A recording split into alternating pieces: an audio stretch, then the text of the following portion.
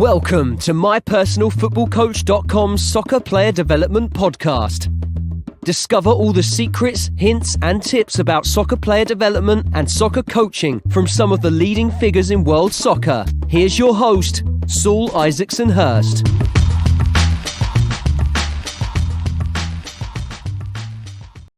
So, Ricardo Moniz, welcome to the show. Thank you, Saul. It's a great privilege to have you here. You've been someone I've been wanting to get on the show for many, many years. Just can you give us a brief outline of your playing and coaching journey up to this point? Yeah, it was very long. It is your life work. I stopped very early. I finished my physiotherapist. I went to Wiel Coerver in Abu Dhabi in 1996. But 2 years before, I started with a grassroots club, Nuenen. It was a very simple club, but there you learn it, to have with street boys to inspire them. So that was very good. In 96, I went to Al Jazeera to meet also Wiel Coerver, who was training in Al Wahda. And he became my teacher, to be honest. I picked up all his lessons, but I developed it further and further. Then I went to Feyenoord Rotterdam, the young Robin van Persie, 12 years, the whole generation. Went over Ajax. I went to Grasshopper Zurich, PSV Eindhoven, Tottenham Hotspur, Hamburg and Feyenoord, Red Bull Salzburg, Red Bull Leipzig, Red Bull Ghana, Red Bull New York, and Red Bull Sao Paulo. That I was having the academy. Then my journey went to 14 countries. To Ferencváros, Hungary. Then it was Legia Gdansk, Poland. Football brings you over the world. Then it was Munich 1860 in Notts County, Eindhoven, Trenčín, Slovakia. After Trenčín, it was Randers, and then it was Excelsior, Hamburg, and now it's Zalgiris. So football brings you over the whole world. And what's your role? What's your current role at the club there? Head coach, manager. Yeah, you're head coach, the manager there. So let's wind it back then to '96, and you first go to and meet Wiel Coerver. What made you go there to Abu Dhabi and try and meet Wiel Coerver? Yeah, look, I had a very specific, like yourself, your heart tell you the direction in life. And I wanted to meet Johan Cruyff and Wiel Coerver. I wanted to have the best methods of the world, not only individual, but also team tactical, because I think it's a mix of the best methods. I wanted to finish my physiotherapy because I didn't want to be depend on performance coaches. I want to have all the disciplines in myself that I'm not depending. Now, and I went to Cruyff in '94 and to Coerver in '96. That were the only two persons I wanted to know everything from. And so what happened then? Tell us about that. Your meeting with Wiel Coerver and the process. You get golden lessons from Wiel Coerver that 99% of us is not gifted like Maradona or Cruyff or Pelé. 99% have to work to get that level. 99% are not natural talents, and because of that, he made a method.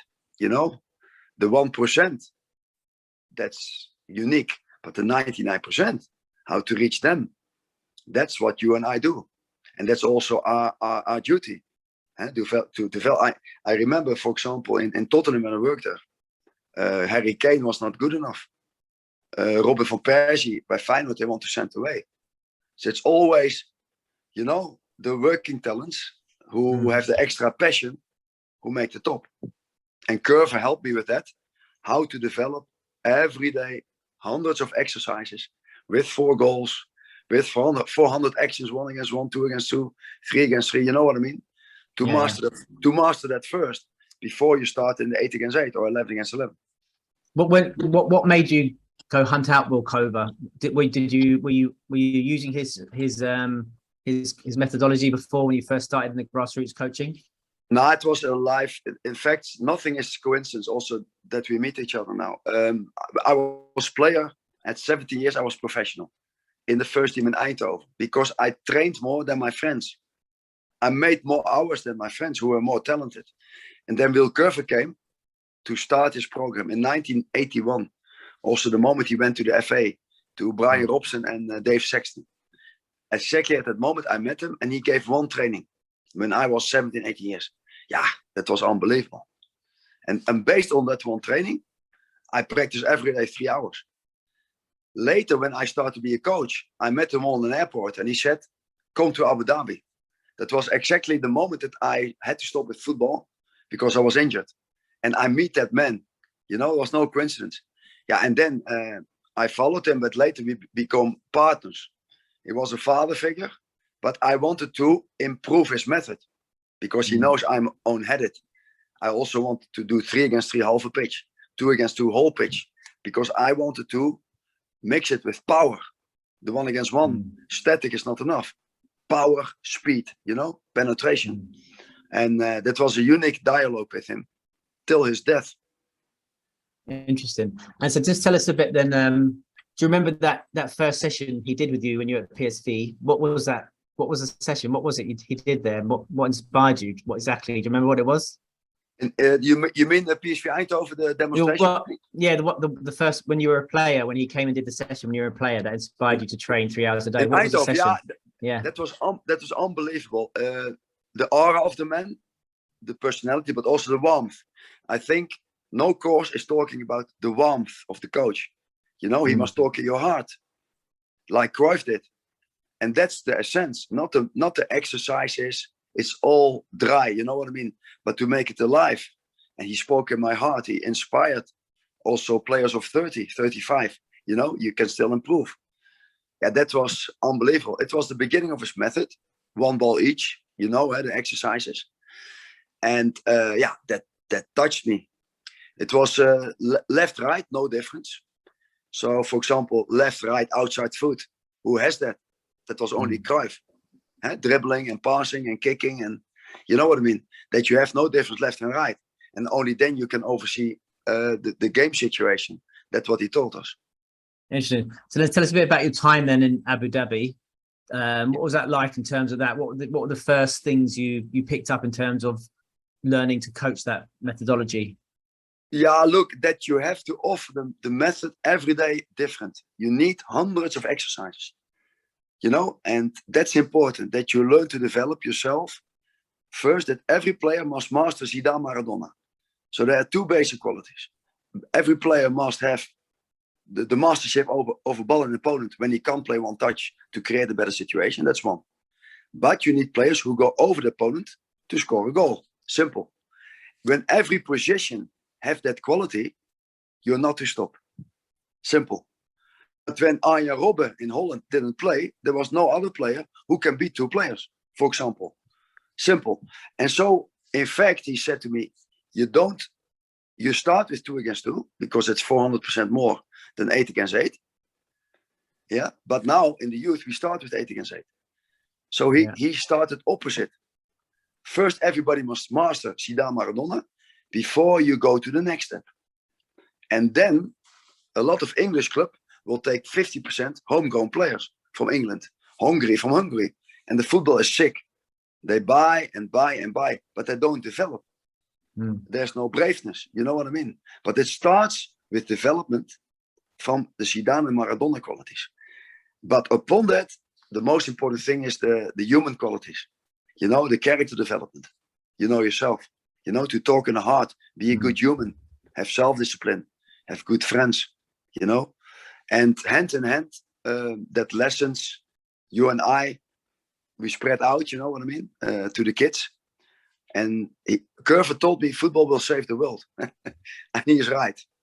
He's right. Tell us a bit then in detail about the Zidane and Maradona work. What do you mean by that specifically?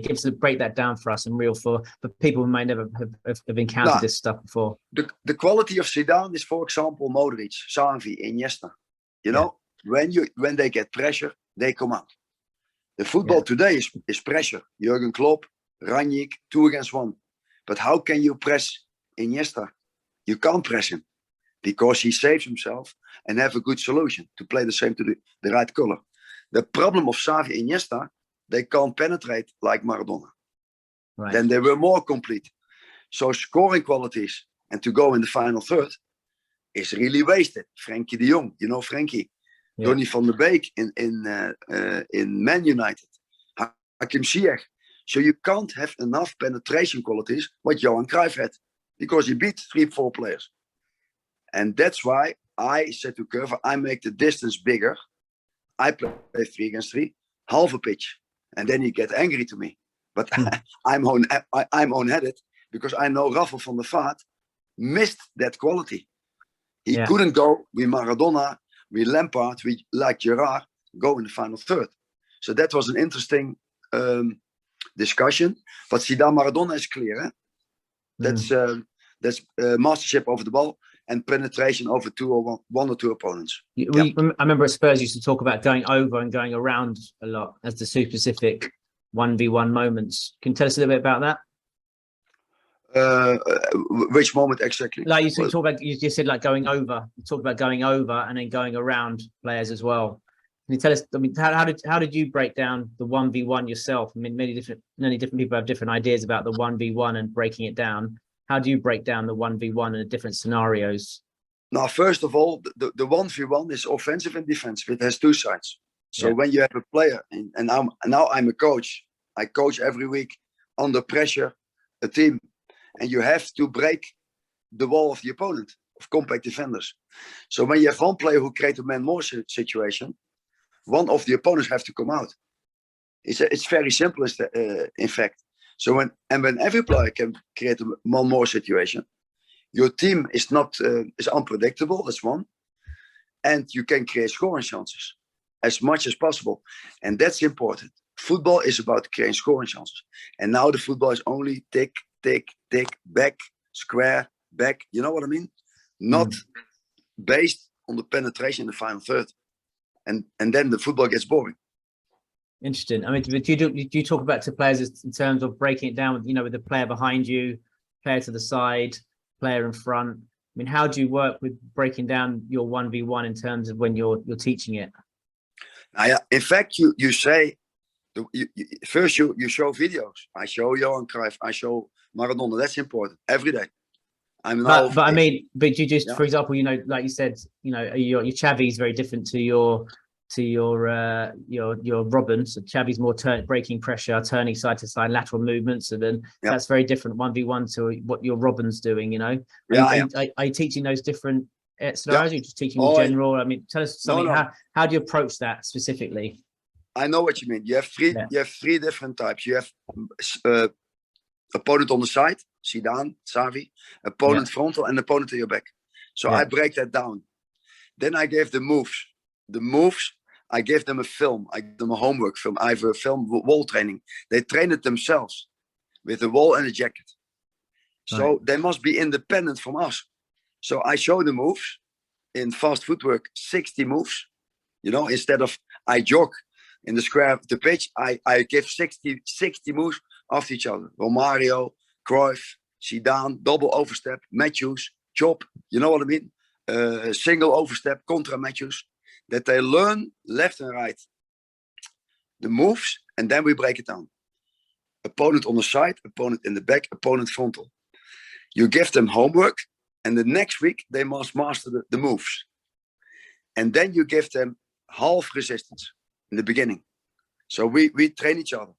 I'm your friend, you're my friend. I let you have success experience. I don't give you full pressure. How better is your level, how more pressure I give. And so every player will have success because we are responsible. Coerver always said, the strongest help the weakest. So we must take care that the lowest level don't stay behind. You understand? That's also important. But in the beginning, opponent is sparring partner. That's what you mean. And how more he practice, for example, we train with threes, 6 exercises with threes, 18 minutes, 12 minutes, 3 against 3. So you take 2 grids together. Okay, 3 against 3, freedom, innocence. Do in the game what you practice. You know what I mean? And so we broke it down with Tottenham in the Dome. Kids of 6 years, poor neighborhoods. And the parents said, my kid is changing. He sleeps with the ball. He practices all the moves because next Friday he knows I must show the moves in the 3 against 3. That was one. Interesting. So there's, I mean, lots to unpack there. I'm just trying to think first. Talk about that. You talked about the movement thing, how important that is. I think that's really quite an interesting point where you talked about bigger space and penetrating. And remember that time at Spurs, you always talked about, those bigger spaces. Tell us how important that is in terms of player development, because also I think a lot of people can misunderstand ball mastery. This is a question I have as well. We talk about some ball mastery is very static, players almost going around in circles, where you want them to be, bit directional, like your Ricardo 6, for example, very directional movement, game type movements, but going forward and power and driving, right? Yeah, that's it. So they need the to get used to the athletic development of football sowieso. So you have to go forward. Defensively, I have to go with you when you go over me, with or without ball. The 3 against 3, we played in 3 lines. Number 3, Jaap Stam. Number 10, Van der Vaart. Number 9, Van Nistelrooy. So everybody played in this position. But now it comes. When the number 3 dribbles in, from the back, the number 10 must close off. So automatically, they must think tactical. Yeah. You give them responsibility. And so it went very quick. You can make small space. You can make a big space. That's your feeling, And we did in the Dome. We did it in a small space. You remember? With jackets. Because we had 100 kids on one pitch. So we improvised. But in a later phase, you must do it on half a pitch. With a number 3, number 10, number 9. 3 lines. For example, 6 times 1 minute. And they get unbelievable power. And the kids will work on the skills, on the overlaps, on take positions over, and on their power. It's very interesting.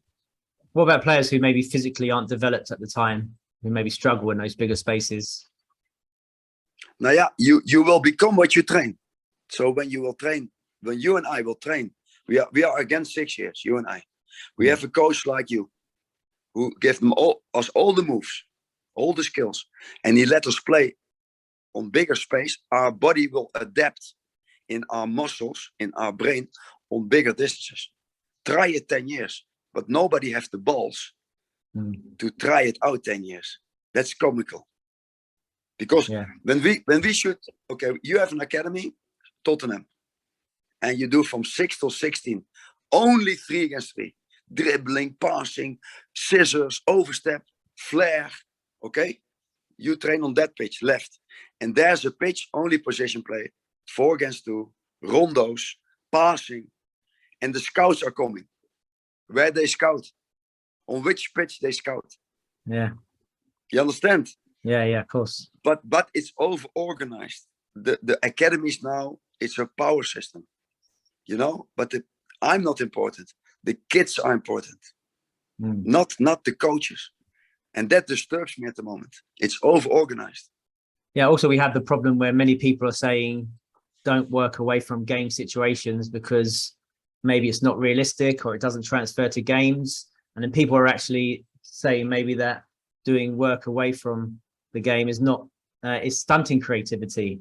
Everything has to be in a game, these sort of people. What's your thoughts to people, maybe young coaches who are influenced by people like this? Yeah, it's right. But in the past, when we played on the street, you remember 3 hours, 3 against 3, 2 against 2, kick against the wall, do your hill sprints. That's why we made it, because we were intrinsic motivated. But in the game, in the weekend, for example, you saw yourself the solution to play a gap pass, because we trained twice a week in the past with the club. But we played in the park, on the street. We had more ball contacts. But we saw the game better than now. Now football is playing in and back. In the past, we played out. In the past, we always played in behind the defense. It's a big difference. So they are right. And I don't want to have a confrontation with them. I only want to have a dialogue with that kind of coaches. See the truth in the middle. People must work together. Well, I think you made an interesting point there when you talked about Cruyff, and René Meulenstein said the same thing. It's the same. You bring those two philosophies together, the tactical and the technical, and then you have the perfect marriage of player development, right? And I think that's where people are getting misunderstood and not saying just do this or just do that. You do all the quality technical work, and then tactically you do Cruyff's tactical work as well, and then you sort of bring that together. Yeah, but no club did it till now. Yeah, no club talks over Coerver like we do. Coerver was not understood because he was a team coach. He was no skills coach. He was a team coach, your trainer coach. Or in fact, I made a new DVD, a new, because I'm 58. You never know. Yeah. Player trainer coach. Because when you and I join in the training, we get more contact with the players. Yeah. And in Spurs, for example, it was in 2005, Berbatov, Robbie Keane, Davids, you remember the time. And I wanted to do the Coerver exercises. It didn't work. So when I made slidings myself, 200, then they were motivated, for the chops and for the shots. So I started there's never one truth. There's never one truth. Every day for me, like yourself, is an adventure. I know nothing, but I know one thing. Players who train when nobody's watching, hill sprints, in the gym, free kicks, they will win it. And nobody talks about it. Interesting. Can you tell us talk about then, with this, your coaching philosophy, give us an idea what an ideal session would look like, for example, with some 9, 10, 11-year-olds. How would you structure a full session with those guys? Now, you and I are together. You play 6 against 4 with team principles. Yeah. And I work with 10 players on the individual skills. For example, Arjen Robben goes inside, shoot the ball in the top corner. That's his job. Because on the end, Robben is judged 20 goals, 30 assists. Simple or not simple? That's the only thing what's important for Aaron Lennon, Robbie Keane, Berbatov. Be productive. Midfielders must have 15 goals like Lampard, Gerrard. I admire them. So on the end, you must train individual skills in combined with team tactical principles. And there you have the optimum training. But give us an idea, though, with the youngest age groups, what would a session look like? I mean, tell us about those sessions at Spurs. I remember them well. What those sessions on the Friday night, what would they look like? There's our session. What gives us an idea of a good quality ball mastery 1v1 small-sided game session that you might run? Yeah, what we did in that time, it was very simple. I made 6 exercises with threes because you have optimum ball possession, Zidane, Maradona. Yeah. And every Friday, different exercises. I did 2 minutes, explosive. 1 minute rest, that is 3 minutes. 6 exercises is 18 minutes. And then we did 12 minutes, 3 against 3. No tasks, but take initiative. Yeah. Talk, be a gangster. Take initiative, help each other. And at that time, Ajax came. You remember the evening Ajax came? Yeah, my dream club. But they said, what Spurs is doing, Ajax is not doing. We are playing 1-2 touch, 4 against 2, 8 against 4, you know what I mean? But Ajax has to go back to this. But it was exercises with threes. Zidane, Maradona, left and right, and 3 against 3. And we did it 3 times. That was 1.5 hour. They made, I think, 200 actions. 200 actions they made. Yeah.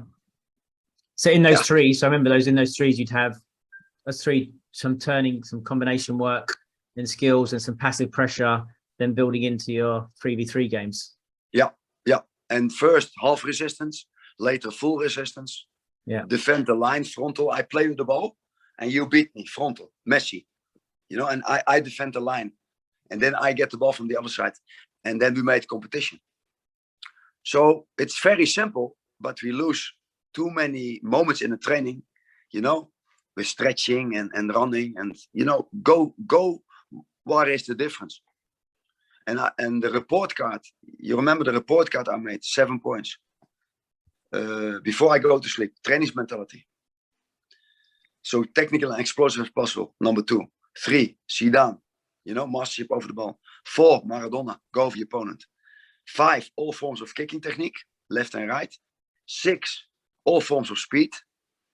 Start speed, sprint speed, handling speed, because when you are a quick thinker, you're a quick player.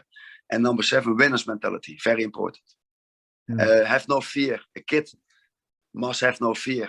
You must have self-confidence. How many kids have fear of failure? It's wrong.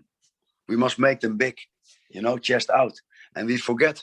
Treat every kid like it's your own son. Yeah. Interesting. And tell us a bit about this combination work. Why is that important?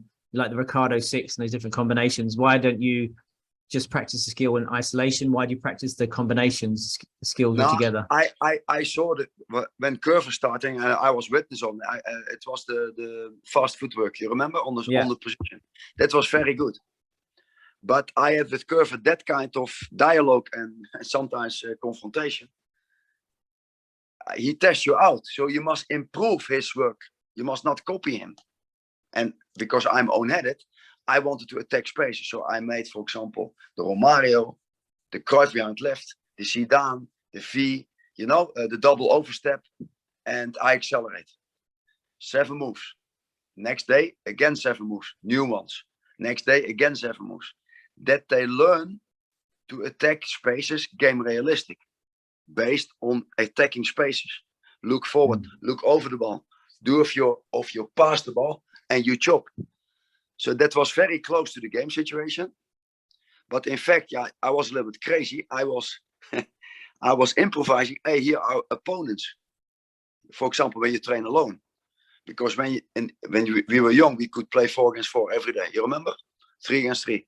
But now sometimes a player must train alone. Now he must visualize his opponents, And I did it a lot of times. There was an empty pitch, He is a man of 50, and I start, and that's intense training. Yeah? When you have an empty pitch and you chop and you accelerate, that was interesting. But like yourself, you have improved the basic what Coerver gave us. Everybody improved in his own way. So you have your life work. It's yours. Yeah. And so I hope now to reach a lot of coaches. Everybody has a different fitness, different level. So everybody has his life work. And that's important. It's not the truth, but I try to inspire that coaches. You make the difference. They all make the difference to that kid. Because through the ball, we can reach his heart. And that's why this podcast or this, is important that we reach a lot of coaches like I did in the poor neighborhoods. You remember the coach we educated from the poor neighborhoods? Yeah. That was very interesting. I think it's quite, also, I remember one of my first experiences in a dome, seeing one of your sessions, and my first thing watching an under 7, under 8 with that ball speed was the movement, and the struck was the speed. And the more experience I get, the more important I realize how important movement development is. Like you talked about, like developing on your left side, your right side, being able to cut, change direction, be explosive and be dynamic. That's really important. I've realized that, isn't it? And then I use those combinations all the time to do that, and that's why I support that.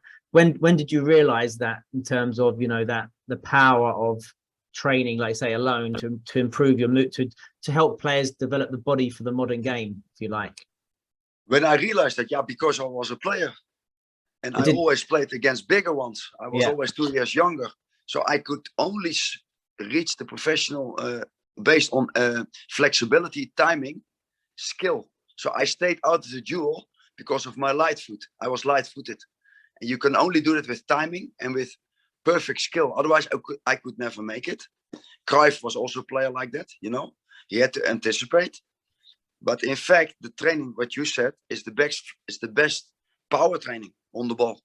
To make an overstep and to accelerate, that's also power training. So it's very complete. Also the heading. When we did heading skills, we jumped with one leg, you remember. And look, it's not the truth, but because of my own experience against bigger players, how important timing and skill is. And what about ball striking? You mentioned the ball striking in those 7 points. When do you get that into your sessions when you're doing the technical work? I mean, is there more of an onus on individual possession, or how important is the group possession, the ball striking as well? And where does that fit into your coaching philosophy when you're planning? No, it goes hand in hand, to be honest, because at the moment you master the Zidane Maradona, the passing and the first touch is easier. And later, the Zidane Maradona always go with the first. I play you a very hard ball and you have a soft touch to have the first touch. You understand? Yeah. Open or turn away from your opponent outside foot, turn away from your opponent inside foot. So you combine a hard pass with a first touch, or a first receive, a Cruyff turn, right and left. But the Cruyff turn, the ball have to go 10 meters away. not 1 meter, because you can't accelerate. And that's important. And later you use the goals, from Coerver, from two sides. Yeah. That kids have 100 shots. That's interesting. That directly, you see no difference left and right. In that time of the Dome, we didn't do that. You remember, because we didn't have the goals. But when you combine the Zidane Maradona with the both fitness, I think they are 6 years. When they are 12 years, they have no difference left and right.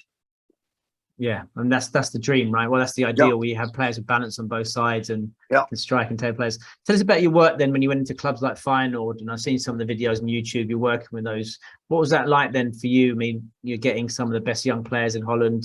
How was that work received? Was it part of the culture already, the Coerver work, or we just helped bringing it into clubs? No, it was in fact Chris Dekker. He was there in that time. He was an ex-player of Coerver, and Ajax was the top. And what happened? We started to have a school combined with the players, and we could train twice a day. Ajax trained once a day. And in 2 years, Feyenoord youth with Van Persie, that generation, went over Ajax. Because in the morning, we had the 2 against 2, 1 against 1, what we did, groups with 3, the Zidane Maradonas. And in the afternoon, they did team tactical, 8 against 8, 11 against 11, the normal stuff. But because of the double sessions, combined with the work we did, the crossing, the Zidane Maradonas 2 against 2, players like Van Persie became stronger. And at the moment I left the club, he told me, I never trained so hard anymore. So I lost power, And Robin was clever. He recognized he needed that power to be exceptional. So what was for me interesting, we trained doubled in Ajax. We went over Ajax. But Ajax had the flair to give the chance to 70 years in the first team. Feyenoord didn't. That's kind of flair what you need. But in fact, the working talent from Feyenoord in that time made a success. And all the guys made it, but not in Feyenoord. We sold players to, big clubs, but not for Feyenoord. That was a pity. So you moved on to Ajax and PSV in Holland? Do you work both those clubs? No, for Ajax I did some demonstrations, and they took a lot of work. But Ajax is Ajax. They are unapproachable. They have their own truth. Yeah. Johan Cruyff wanted to change that. Yeah. I have the feeling Cruyff was not 100% accepted in that time, when he started the revolution. Later he became ill. You know what I mean? And Wim Jonk, protege, had to leave. Yeah.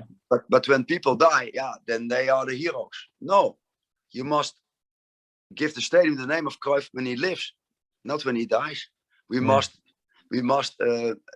admire our parents when they live. I admire Wiel Coerver when he lives. And that's a little bit unthankful from this generation. We don't appreciate. I worked for Notts County, you remember? Yeah. And Jimmy Sherrill was a big fan of Coerver. So keep the Jimmy Sherrill philosophy, keep the Johan Cruyff philosophy, and we don't. We go away from that, because in Ajax, in the top front, only foreigners play. No Van Basten, Bergkamp, Kluivert, that kind of players. Johan Cruyff. They don't produce homegrown talents. Why do you think that is?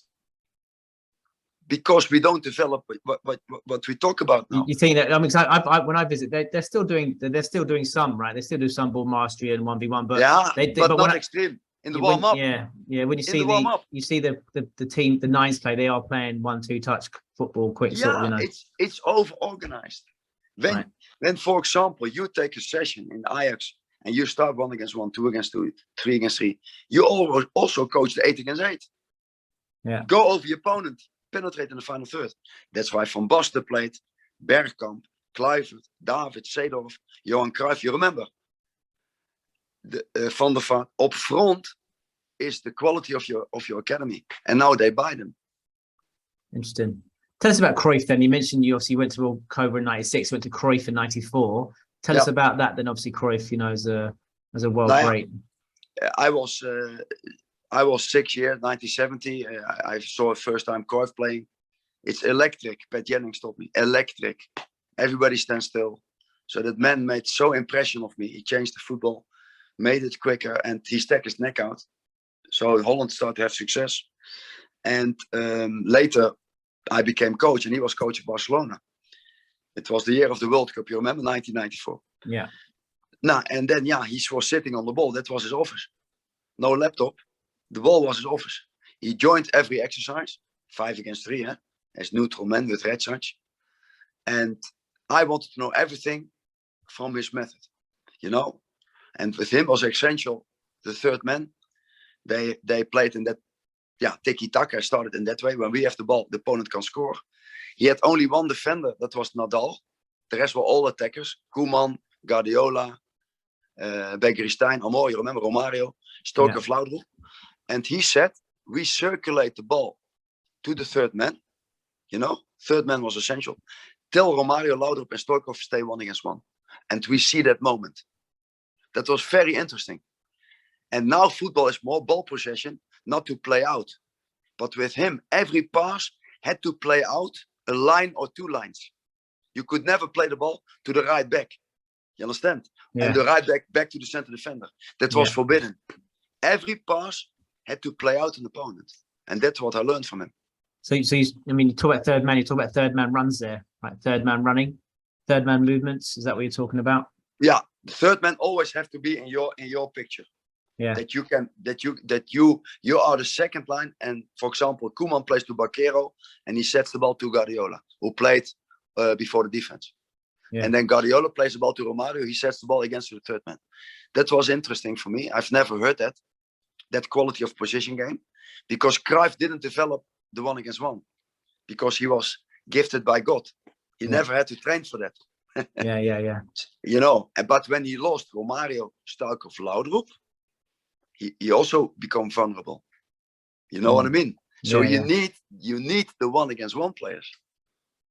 I mean, some people maybe misunderstand Cruyff and his ideology, thinking that he wasn't a believer in the individual stuff, the ball mastery stuff like that. I think there's a misconception. So just tell us about that and the importance and why he it is part of the Cruyff culture and his legacy.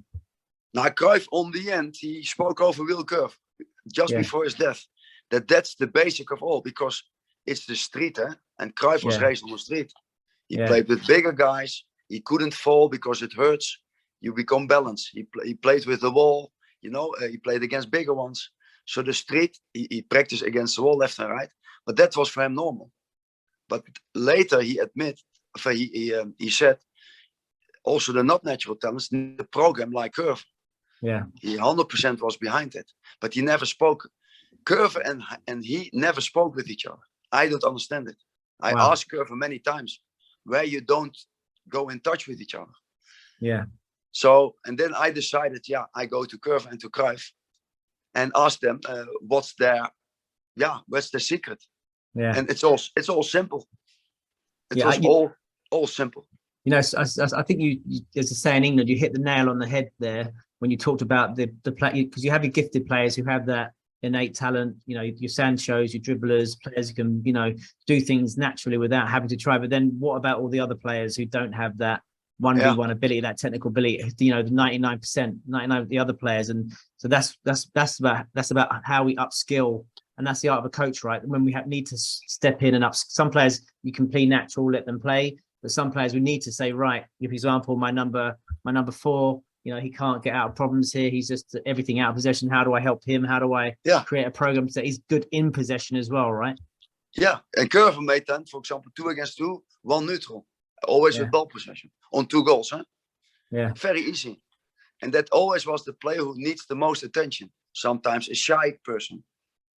Because we all had our age that we didn't have the confidence and the knowledge from now.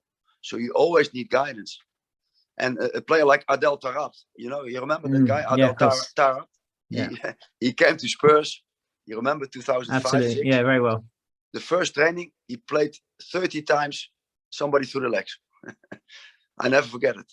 But with Adel, you must say, 2 against 2, whole pitch. 3 against 3, half a pitch. That he learns to penetrate. So every day is an adventure. Every day, you and I must change, must make new exercises. We must go out of our comfort zone.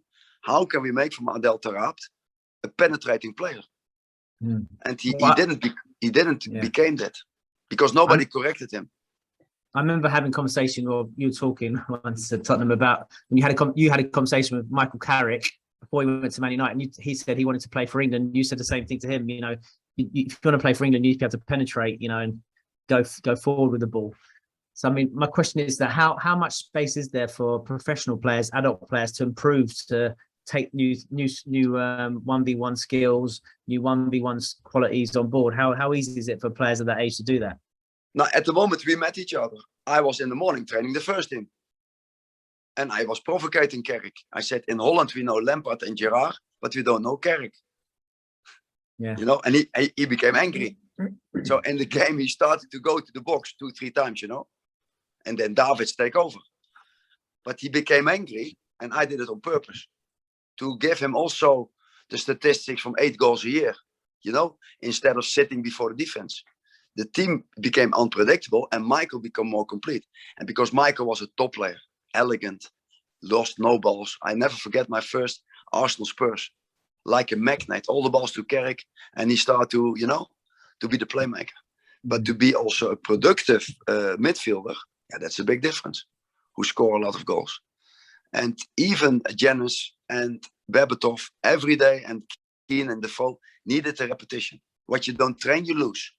And in that time, every day, half an hour, we did finishing. With Keane, with Mido, you know, with Malbranck, with Davids. And they loved it also. The players loved it. So with Carrick, that particular one, for example, is a good example. Maybe doesn't have that penetration. How are you going to train that in him? You know, a player who's, you know, established first team player. What sort of exercise are you doing him? Is it the big 3v3? You know, like say big spaces, or specific? How are you going to? I started isolated.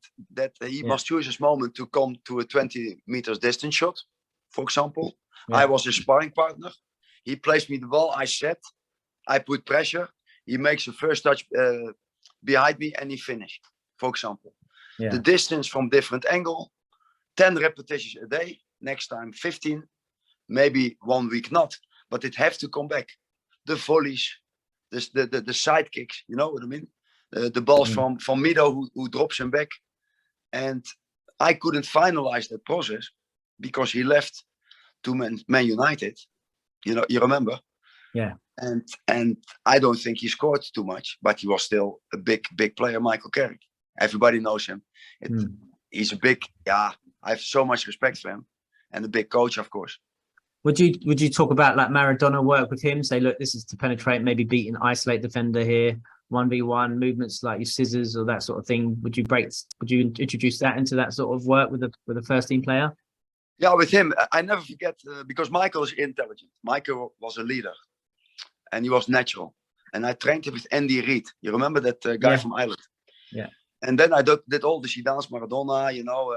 And he was very interested because he said, how better I am in all the tricks and flicks, how more balls I can ask in the game under pressure because I'm safe. He recognized it, you know. So how better is my skills? How better is my one touch? How better is my first touch? And so Michael also helped me to confirm with the method we do that it does also to improve him, and that was very interesting. What about? I mean, Tim, the main things, the poignant memories of my seeing you work were one, your own technical ability and your foot speed, and remember you training yourself. You used to actually practice the skills yourself before sessions. How important is that, firstly, for a coach to do that and being able to, you know, I suppose practice what they preach?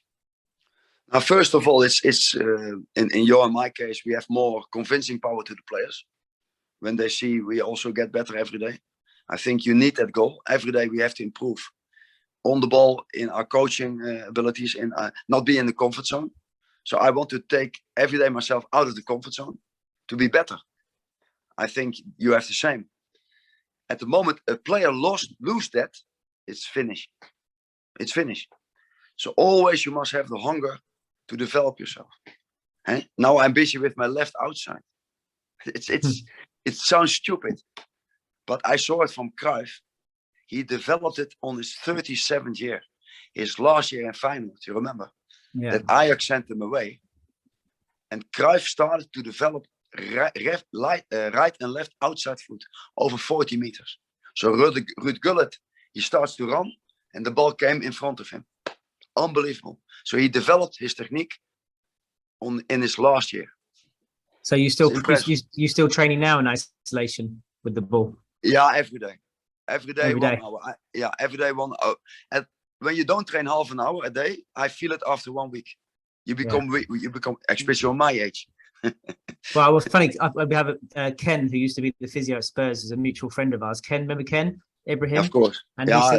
he says hello, but he always used to tell me that your calf muscles were so tight. You used to give him pain. Surely must get worse at your age now, right? That was 20 years ago or whatever it was. Yeah, but wait. Ken helped me because he avoided I get a muscle tear. Yeah. And that's also part of our work. The lifestyle is important. Yeah. So Ken helped me. I could give the training and I could still, till the day of today, I'm 58, I became better. So I'm now more stronger than when we met each other. And that's the surprise for me. I didn't expect when you keep training, you can be better. So the ball don't know how old you are, right? The ball don't know how old we are. Mm. And so you can move mountains. It's interesting. Nothing is impossible. Of course, I can't join my team 11 against 11. But in the position game and the small-sided game, I still can. Interesting. And tell us a bit about when you transitioned to first team manager. What was that like then? How do you change the way you're looking at it in terms of you're still that individual coach at heart? Are you still working with players individually and doing that technical stuff, or is now do you change more into that tactical outlook? I mean, I had the same conversation with René Meulenstein. Does that change, evolve you? I mean, does the process change at all? Yeah, that helps you because what I like is pressure. Yeah. You like pressure, people are against you. You can't. That player can't, Harry Kane, Van Persie can't. He's nothing. And I was irritated. So much cynical approach a lot of times. Also in English talents, because you need to support English talent. I did in Notts County and I played with 5 young players. Graham Burke, Adam Campbell, Curtis Thompson, Because on the end, I was irritated by the cynical approach of a lot of managers. And then I said to myself, I do it myself. To give the chance, because when you and I develop a player till a certain age, and he comes to the first team, and they say, I doubt about you. And play the ball, don't dribble so much, don't take initiative. You know what I mean? Mm. Yeah. Then the development stops. And that's why I did it myself. With success and also with no success. So I have a very, because I'm from the street, I have a very different career than others. Sometimes short spells, because I hate a negative environment where people don't support. But I'm happy I made a step. But I mean, so how does that work in practice though? Now you're first team manager. How much? Change. So you're still doing the the 3v3s, half pitch, the isolated ball work and stuff like that. Yeah, of course. And you also do 11 against 11. Yeah. So for example, when you train now a first team, you do 11 against 11 in the forehead moments. How we defend, how we when we recover the ball in 5 seconds, how we attack, how we build up, what's your system, and when we lose the ball. That are the forehead moments. You train at 11 against 11. You train 3 against 3, and you train position specific. That's all. And so how does that? I'm interested in terms of like your working week. Then I mean, how much will be spent on your team play, your possession, your shape, and how much will be spent on the individual small-sided stuff to improve the technique? 50-50. Right. Okay. 50-50, but not 90 tactical and 10. No, that's wrong, because a coach is depending on the individual qualities from his team. Right. Also, as leader, you can't reach them, and that's interesting to be a father figure also for grown-up players, how they can solve the game situation under pressure. And that made me also as coach developing quicker, because you're constantly under pressure. Because everybody knows it better than you. Everybody wants to sit on your chair. I must lead the staff, the physios, the performance coach, the owner. You know what I mean? And that's an interesting battle to be own-headed, because I follow my heart. I don't listen to others. I ask advice, but my heart decides. And that's an interesting development. And what's it like with players? I mean, working in first team environment, how are all players open to the working, doing the combination work and Ricardo 6s or 7s and stuff like that? Or do you sometimes get players maybe who are a bit resistant or they don't understand it? And how do you deal with that? And how do you, The players who have the talent, who have the quality, don't give resistance. Van Persie, Ivica, Olis, Ruud van Nistelrooy, Edgar Davids. But the players under the top, they think they are Maradona. They are difficult. They think they are there. You understand? So how lower you come, then sometimes you have lazy, arrogant players. And I don't like arrogant players, because Davids, you remember Edgar? Yeah. 3 hours a day extra, 1 against 1. Power. Wow. Own physio, train the sprint. That's why he was Edgar Davids. Yeah. That's why Robin van Persie was Robin van Persie. They trained more than the rest. And they don't give resistance, that kind of guys. Another fan of your, Timo, who's the head of Fiji, used to work at Grasshopper Zurich. Talked about he went into Grasshopper a few years after you'd been there, but he talked about the amazing culture that was still there after you'd been there. He just, you'd left 4 or 5 years later, but the same qualities were still there, and he, ran through the club. Is that important to you in terms of leaving that legacy at places you've been? I mean, even like the Red Bull franchise and stuff like that. No, look, I'm very happy when I hear this from you, because I didn't know that. But when we work together, I do it pure. I enjoy the moment that we have a session. That's like heaven. I say every day, it's my last day today. Train every day like it's your last. So love I have for the game. You also appreciation, because the football brought me in so many countries. The ball's always clean. But when I hear that from you, I also hear that from Red Bull Brazil. Yeah, I'm very happy. That, but it's not me. We train the quality from the top players. That also Coerver said. It's not the Coerver method. You train the qualities from the top players, and we don't know who stands up. You also were surprised that players made a huge development out of your career. And that's for me, also now in Hungary, very interesting. Who stands up? And especially in east of Europe, where I work now. There's no infrastructure, an underestimated country, very poor. And football is the only thing they have. So, a legacy is unbelievable. I hear it for the first time. Thanks, Grasshoppers. Yeah, and obviously, look, same people say at Spurs. I mean, it's just your legacy still strong at Spurs, and many times. But one of the other strong memories I have is your delivery. You're very passionate and very powerful and energy, and like I said, you have the players in your hand. You also had us coaches in your hand as well. You're a very inspiring individual. Was that energy and delivery something which came natural to you, or something you worked on? No, it's more friendship. It's a kind of what I have from house. My family was always like that. The whole street was eating with us.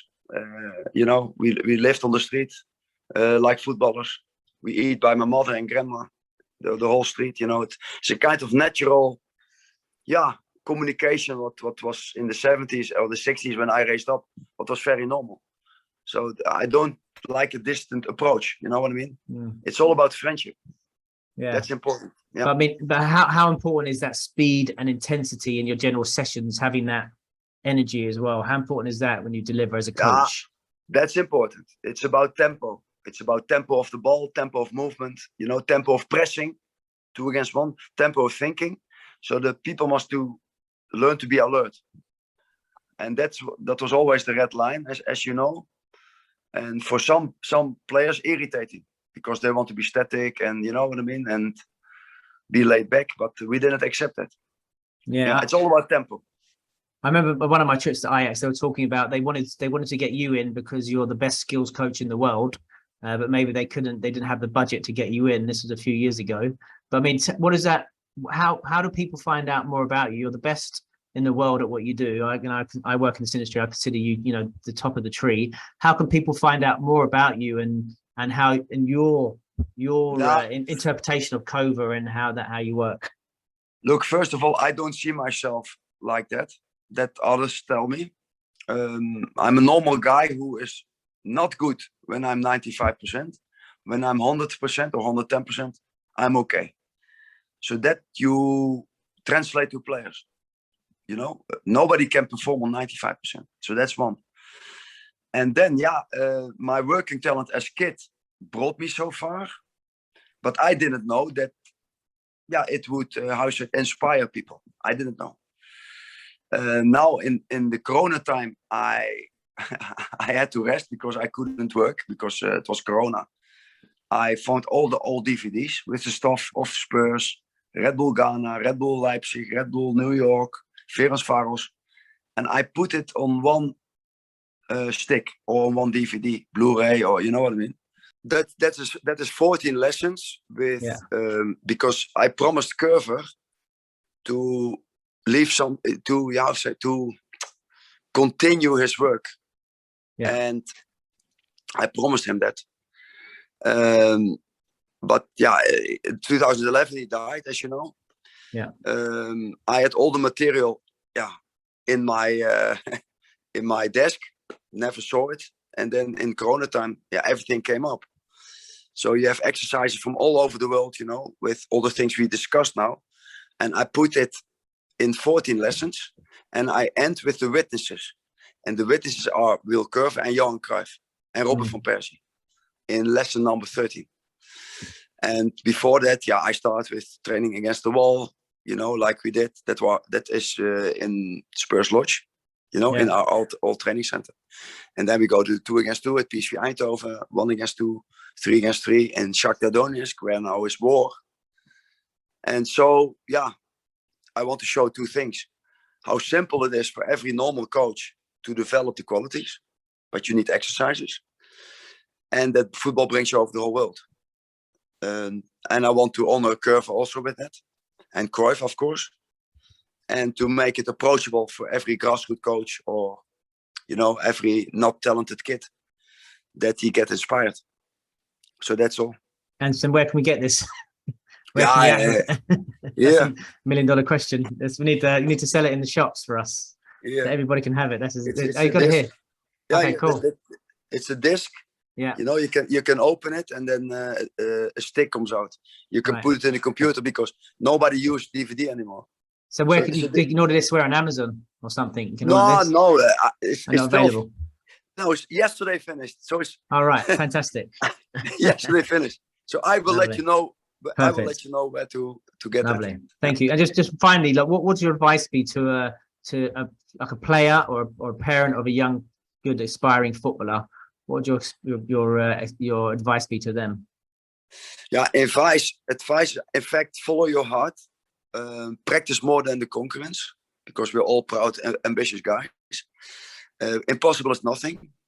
And write your own life book, like you and I did. Yeah. Every life is a white page. Yeah. And don't be a cow that you follow what everybody do. Follow your heart. Train more than the rest.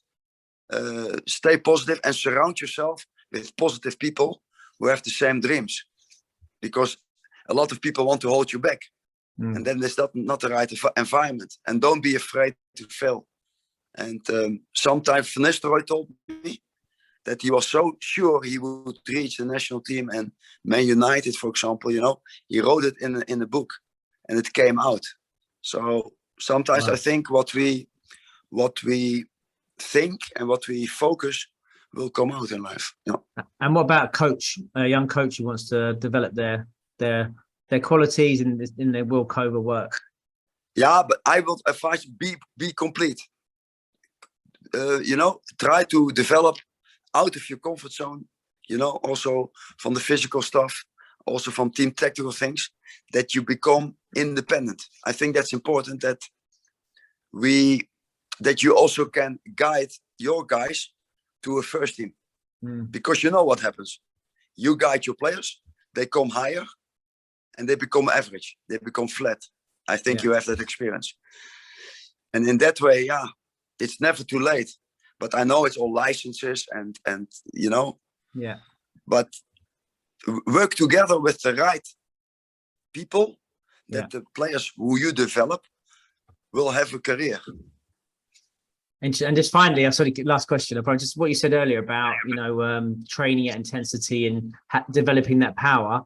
I had experience with a player who left an academy because he wasn't trained. He was training a lot of possession stuff, no work, and he actually physically went backwards and was slower, less dynamic. And he came to me, took 2 or 3 months of really explosive work to get his back again. And then he ended up, now he's actually playing, he's involved in first team football. Just tell us how important that is. And, as a coach, to remember that, not to coach just the team, but coach the individual and coach that dynamic explosiveness with your players.